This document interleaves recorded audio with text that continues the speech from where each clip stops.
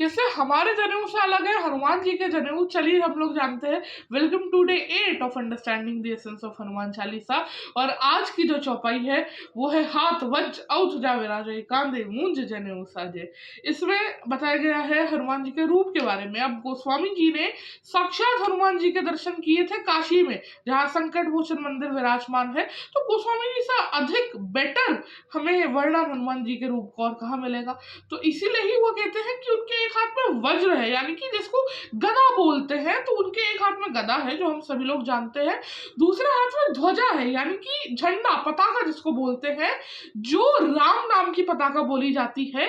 यानी कि ये दर्शाता है कि एक हाथ में हनुमान जी के वज्र है, दूसरे हाथ में राम नाम की पताका है। इसमें एक संदेश भी छुपा है कि जहां हनुमान जी दर्शाते हैं कि एक हाथ से हमें राम नाम का प्रचार भी करना चाहिए, तो वहीं यदि कोई हमारे धर्म पे, हमारे प्रभु श्री राम पे किसी भी प्रकार के लांछन लगाते हैं, कोई आरोप लगाते हैं, तो हमें उसका सामना करने के लिए गदा लेकर तैयार भी रहना चाहिए। अब यहाँ कहते हैं कांधे मूंछ जनेऊ साजे, यानी कि हनुमान जी के कंधे पे मूंछ का जनेऊ है। अब मूंछ एक हम कह सकते हैं जंगली घास होती है, बहुत तेज धार वाली होती है। आप इससे बेटर समझ पाएंगे, ये रस्सियां बनाने के लिए यूज होती है, जो जनरली चारपाई वगैरह में इस्तेमाल होती है।